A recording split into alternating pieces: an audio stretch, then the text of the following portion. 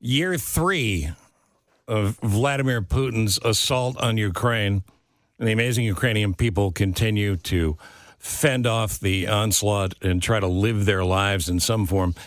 Professor Jordan Gans-Morse, Associate Professor and Faculty Director of the Russian, Eurasian, and East European Studies, joins us. And it's nice to have you back on. And as we've discussed before, Professor, the story is personal to you. Your wife is Ukrainian. Your extended family is Ukrainian.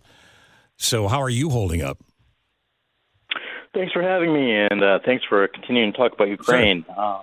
It's definitely things have taken a turn that's not fantastic to see in these recent months. So when we think about, I want to talk to you about the perception of leadership and the horrible things that are being said, and the ridiculous things that are being said by Putin. But what about the real people on the ground, the people who have stayed? What is life like there now? I think there's certainly wariness, as anyone would expect as you go into year 3 of a war, but there's also just basic frustration, as you can imagine, when you see that you have powerful allies like the United States that are simply not doing what they're capable of doing because of political reasons in their own country, and so you have soldiers fighting without enough basic supplies, without enough basic bullets and ammunition, artillery, and then particularly important right now, enough anti-missile equipment in order to protect cities. And so that's the part that I think is really, really hard for people. Well, we know that much more than we would have known in the past because information is out there on everything, and sometimes too much information. But if I was living in Kyiv or living in various parts of Ukraine at this point, am I under the assumption that at any time we still could have missiles flying in? Kyiv is still far safer than any other part of the country. They've, from the beginning, have concentrated the missile defense around the capital. And so they're getting hit harder than they have in recent times, but they're still relatively safe compared to other places. But the general point is there that all cities, all the major cities, and sometimes even minor places, villages, just for the sake of terror, get attacked, just to kind of create that sense of any could happen to you anywhere, anytime. Russia periodically launches a missile to places that just don't have any strategic significance, just to basically terrorize civilians. And so everybody lives with that. And that goes for Kyiv, and that goes for all the major cities, and that goes even for places that aren't major cities. Professor, that being said, everyday life for folks in Ukraine, I know there's a massive war going on between the two countries, of course, but is it any sort of trying to get back to going to school or going to work? Is there any sense of normalcy right now? There has been, and there continues to be, and the part that's remarkable to me as somebody watching this, from the safety of the United States is, and talking to Ukrainians over the past 2+ years, is the way that they themselves are almost, quickly became surprised by how semi-normal life can continue to be, even under circumstances of potentially facing a missile attack any night you go to bed. And outside the front lines, life does go on as normal, and Ukraine did, or I should say, semi-normal. Just in the sense that businesses are functioning, students are in school. There's, obviously a significant portion of the country, millions of people have moved from the east into other cities, or in some cases out of the country. But even within the country, there's significant internal migration, but there's been significant efforts to help those people. So things are not normal per se, but things are functioning, and they have been functioning even since pretty early in the war. And people themselves have when I talk to them, they say that they go on. They have to go on, so they go on, and they take pride in that. As they should. The Ukrainian people have been amazing throughout this.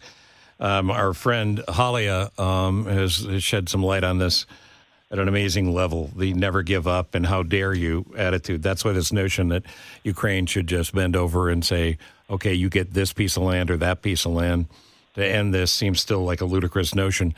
So what about Zelensky? He started this war infamously telling NATO forces, I don't need a ride out, I need bullets. And it wasn't a old school John Wayne moment. It was who he has turned out to be. The Ukrainian people lost faith in him at all, in any way at all.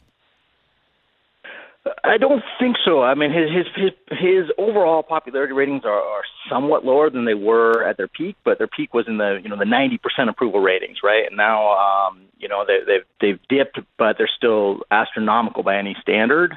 But there's certain issues that he has to resolve now that have no good answer. And the first and foremost is that even though Ukraine had a huge surge in people ready to volunteer to fight when the full-scale invasion began in 2022, they've run through their most experienced fighting force and through the most willing people to fight. And now they're at the point where they somehow have to mobilize a large number of new people. And it's a hard thing to even put the right words to, because it's not that there's not willingness to fight per se, but it's that you're no longer in a situation like you were in, say, spring 2022, where if you're living in Kiev, you're facing an immediate attack on you. Nor are you in a situation like you were later that spring or going into the summer and fall, where you're counterattacking and making progress. You're stuck in a brutal war of attrition where neither side's moving, and where you might be on the front line without enough bullets and artillery to protect yourself.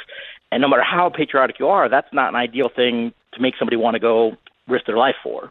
And so somehow Zelensky's overseeing something where they need more people, but who that's going to be and how much they're going to force people to, through a draft to go and fight versus rely on volunteers. These are things that are hard to keep your popularity up when you have to be the person who's in charge of making these decisions. We've only got a minute here, Professor, and you're welcome here anytime you go and get a message out on behalf of the people of Ukraine. But Andrea, last word. Jordan, people are still with Ukraine here in the United States. People watching from afar, what can we still do at this point? The most important thing is to be conveying to our elected leaders that they need to get domestic politics out of this and get help to Ukraine, and not just for the sake of Ukrainians. It's the right thing to do. It's the right thing to do for them morally. It's the right thing to do for democracy. But that overall, everything that's going on in terms of United States help is good for our national security, good for European security. And when it comes down even to the domestic politics aspect of this, and this idea that somehow our money is going to them as opposed to something that we need here, that's just a fundamentally flawed way of thinking about this. The vast majority of military aid that we send, quote unquote, to Ukraine doesn't go to Ukraine. It goes to, for example, creating, it goes to our military industrial complex in terms of creating more artillery or creating more military weapons and things like that, and actually flows back into the United States. That helps Ukraine, but it's not money going out. It's not like we're dropping buckets of money into Ukraine. A lot of that money goes into the U.S. economy in a way that helps us and helps Ukraine. And so it's just a political game that's really silly that's being played in Congress right now. Silly and dangerous. We appreciate your time. Good luck going forward. And again, stay in touch with us. Let us know if there's anything you need. And I'm glad you're talking to the kids who are going to be taking care of all of us down the road and helping them figure out what's best to do as well. Because the good news about folks in school, they get this at a level that politicians don't care to. Thank you, Professor. Thank you for having me and for keeping an eye on Ukraine. You bet. Professor Jordan Gans-Morse, Associate Professor, Faculty Director of Russian, Eurasian, and East European Studies at Northwestern.